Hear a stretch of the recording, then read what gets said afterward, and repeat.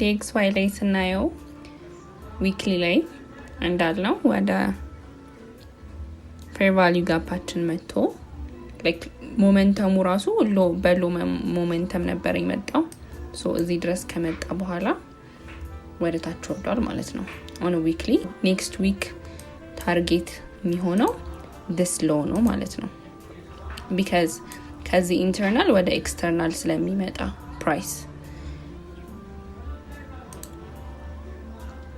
which means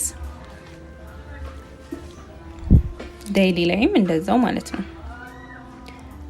እዚህ ጋር ያለውን ስትራክቸር shift ፈጥሮልናል after this ይሄንን ሂት ካረገ በኋላ መጥቷል ወደ ታች አሁን 4 hour ላይ እናደርግና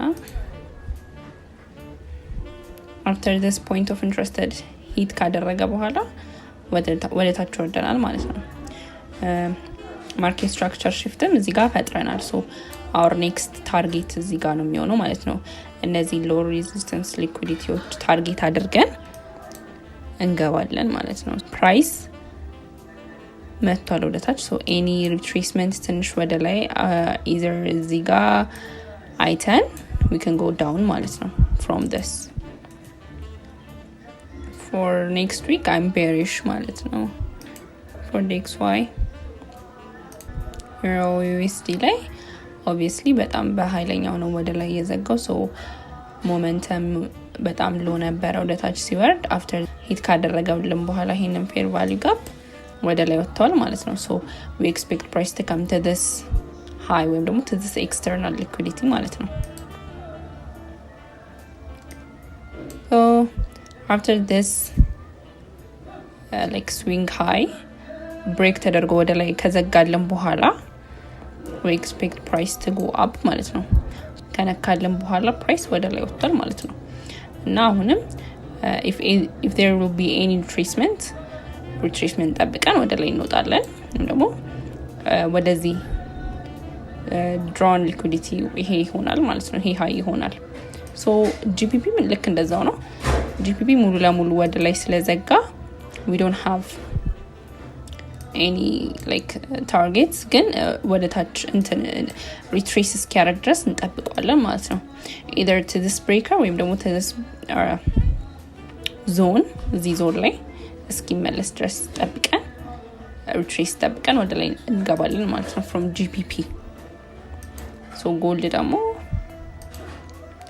gold consolidate እያደረገ ነበረ ይሄም fair value gapaችንን ነክቷል point of interest ነክቶ ወደ ላይ ስለዘጋ we expect price to go up ማለት ነው from this ግን እኔ for more confirmation I wanted to like close above this highs above these two highs ወደ ላይ close ያደርግ ነው የሚገባው ምክንያቱም በጣም እዚህ ጋር more ሊቆይ ይችላል ማለት ነው I don't know so ሊቆይ ስለሚችል አልፎ close ያደርግ ነው መግባት የምፈልገው because ከዚህ በፊትም እንደዚህ ከዚህ ወደ ላይ ወጣ ብዬ እዚህ ጋር ማነው ወደ ላይ የገባሁኝ ስለነበረ ባይ የገባሁኝ ስለነበረና እያስወጣኝ ስለነበረ like ትንሽ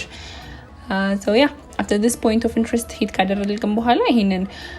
break of structure ፈጥሮ ወደ ላይ ወጥቷል ማለት ነው so any retracement to this or